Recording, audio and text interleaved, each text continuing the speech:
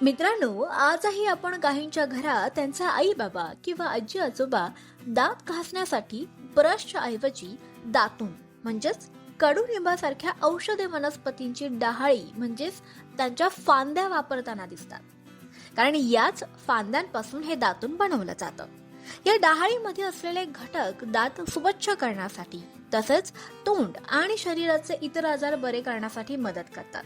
त्यामुळे आपण शक्यतो घरी हे कडुनिंब किंवा बाभळीचे दातून वापरलेलंच पाहिलं असेल. पण आज आम्ही तुम्हाला अशा 10 वनस्पतींच्या दातूंबद्दल सांगणार आहोत, ज्याबद्दल कदाचितच तुम्ही ऐकलं असेल. आणि मुख्यतः या वनस्पती तुमच्या आसपासच असू शकतात. तर चला जाणून घेऊयात या 10 दातूंबद्दल, तसेच ते कसे वापरावे, कोणी वापरू नये याबद्दलची सगळी माहिती. मित्रांनो, पहिलं दातून आहे पिंपळाच्या सालीचं दातून. हे दातून वापरणं अतिशय फायदेशीर असतं.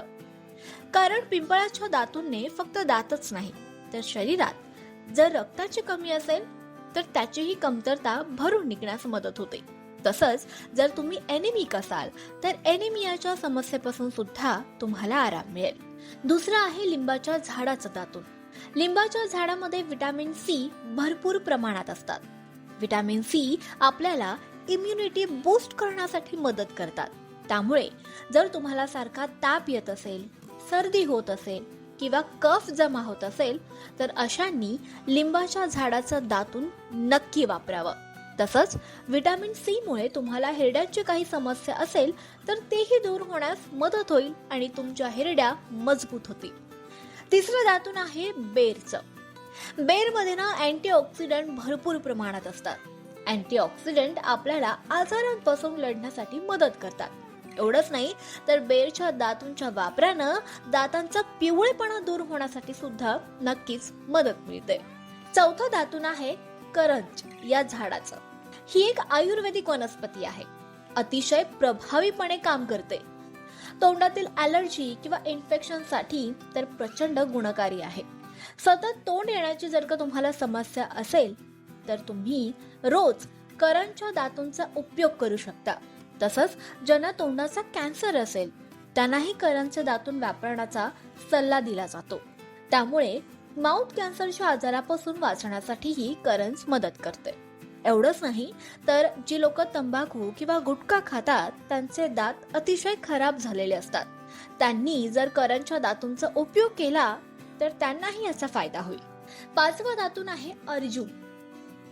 अर्जुनचे दातून हे हृदयासंबंधीच्या आजारावर अतिशय गुणकारी मानलं जातं. अर्जुनचे दातून वापरल्याने कोलेस्ट्रॉल आणि बीपीला स्थिर ठेवण्यासाठी मदत मिळते.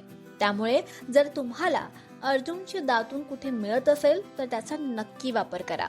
मित्रांनो, सहावं दातून आहे आंब्याच्या झाडाचं साल किंवा त्यापासून बनवलेलं दातून. तसं आंब्याची पानं आणि लाकूड हे आपण हवन पूजेसाठी वापरतो. कारण आंब्याच्या झाडाचं लाकूड जेव्हा आपण जाळतो तेव्हा त्याच्या धुरामुळे हवेतील जे बॅक्टेरिया असतात ते मरतात. सोबतच व्हायरल इन्फेक्शनचा जो धोका असतो त्यापासूनही बचाव होतो. त्यामुळे आंब्याच्या झाडाची दातून वापरल्याने तुम्हाला अशा अनेक समस्यांपासून नक्कीच सुटकारा मिळेल. यानंतरची दातून आहे वडाच्या सालीची. आता वडाच्या सालीचं दातून वापरणं हे हृदयासाठी तसंच वजन कमी करण्यासाठी सुद्धा उपयुक्त असतं. सोबतच दातांच्या समस्येसाठीही तितकंच लाभदायी असतं. आता ज्यांना कॅव्हिटीचा त्रास होतो, ज्याला दंतक्षय असंही म्हणतात. मित्रांनो, पुढील दातून आहे जांभळाच्या झाडाचं. जांभळाचं सेवन हे मधुमेह रुग्णांसाठी किती फायदेशीर असतं हे आपल्या सगळ्यांनाच माहिती आहे. त्यामुळे जर मधुमेहाचे रुग्ण रोज सकाळी जांभळाच्या दातूंचा उपयोग करतील तर त्यांच्या रक्तातील साखर नियंत्रित राहील. त्यानंतर पाहूया शीशमच्या दातूंचे फायदे. आता शीशमच्या झाडाच्या दातूंला आयुर्वेदात खूप महत्त्व दिलं गेलंय. आजही ग्रामीण भागातील लोक या दातूंचा भरपूर वापर करतात. मित्रांनो, शीशमच्या दातूंच्या वापराने दात आणि हिरड्या तर मजबूत होतातच, पण ज्यांना वारंवार युरिन इन्फेक्शनचा त्रास होतो त्यांना नक्कीच आराम मिळतो. तसंच किडनीला डिटॉक्स करण्यासाठी सुद्धा शीशमचे दातून अतिशय फायदेशीर मानलं जातं. त्यानंतर पाहूयात पेरूच्या झाडाच्या दातूंबद्दल. मित्रांनो, पेरूच्या झाडाचं दातून मधुमेहाच्या रुग्णांसाठी तर फायदेशीर असतंच, पण सोबतच उच्च रक्तदाब म्हणजेच बीपी आणि हृदयासंबंधीचे आजारांवर सुद्धा नक्कीच गुणकारी मानलं जातं. मित्रांनो, तुम्ही झाडाच्या सालीचं दातून तर वापरूच शकता, पण सोबतच पेरूच्या पानांना वाटून त्या पेस्ट पासून सुद्धा दात स्वच्छ करू शकता. त्यामुळे तुमचे दात आणि हिरड्या मजबूत होण्यास मदत मिळेल.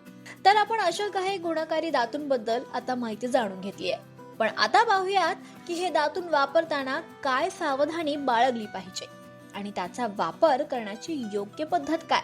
ज्या पण झाडाची तुम्ही दातून वापरत असाल तेव्हा ती घेताना नेहमी पातळ आणि बारीक घ्या, आपल्या बोटाच्या आकारासारखी. कारण जाड दातून जर का तुम्ही वापरली तर कदाचित तोंडातील साल निघण्याचा किंवा व्रण पडण्याचा धोका असतो किंवा तोंडात जखम होण्याची शक्यता असते.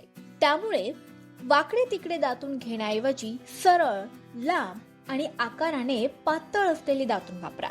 मित्रांनो, अजून एक गोष्ट लक्षात ठेवा, जेव्हा पण तुम्ही दातून वापराल ते सकाळी शौचास जाऊन आल्यानंतरच वापरा, जेणेकरून त्याचा जास्त फायदा तुम्हाला मिळेल.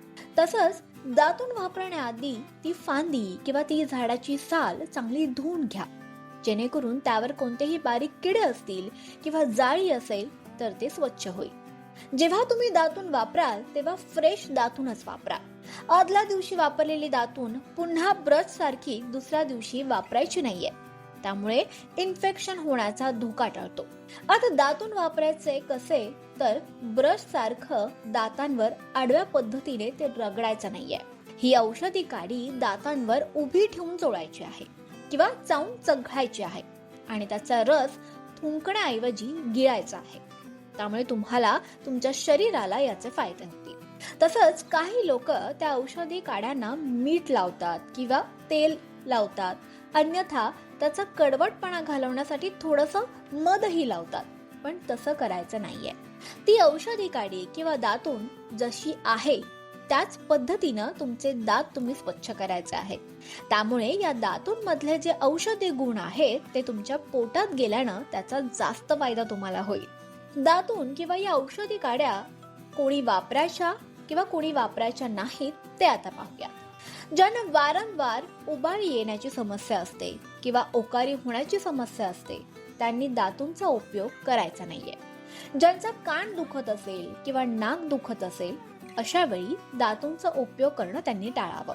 कारण आपलं नाक, कान, डोळे, दात, तोंड हे सगळं एकमेकांशी जोडलेलं असतं, कनेक्टेड असतं. त्यामुळे जर अशा वेदनांच्या वेळी तुम्ही दातून वापराल तर ते चावताना त्याचा दाब पडून कानाचं किंवा नाकाचं दुखणं वाढण्याची शक्यता असते. त्यामुळे जेव्हा तुम्ही तुमचं दुखणं बरं होईल तेव्हा दातून पुन्हा एकदा वापरू शकता. मित्रांनो, इथे तुम्हाला एक सल्ला नक्कीच द्यायचा आहे. जर तुम्ही सलग 15 ते 16 दिवस झालं दातून वापरताय तर थोडं थांबा. 1 किंवा 2 दिवसांचा गॅप घ्या आणि त्या 2 किंवा 3 दिवसांमध्ये बोटांनी मंजन लावून चांगली सूळ भरून दात स्वच्छ करा. यामुळे अजून एक गोष्ट काय होईल माहितीये की तुम्ही वापरत असलेलं दातून तुम्हाला सूट होतंय का, त्याचे फायदे तुम्हाला जाणवत आहेत का, किंवा काही साईड इफेक्ट तर होत नाहीयेत ना, हे सगळं ऑब्झर्व करायला तुम्हालाही वेळ मिळेल. आणि त्यानंतर पुन्हा 2 किंवा 3 दिवसांच्या गॅप नंतर तुम्ही दातून वापरायला सुरुवात करू शकता. तर अशा पद्धतीनं जर तुम्हीही दातून वापरण्यासाठी इच्छुक असाल तर या सगळ्या गोष्टींची काळजी नक्की घ्या. आशा आहे की आजच्या व्हिडिओतून तुम्हाला उपयुक्त अशीच माहिती मिळाली असेल. असेच हेल्दी व्हिडिओ पाहण्यासाठी आयुष्याचा खजिना या चॅनेलला सबस्क्राईब करायला विसरू नका.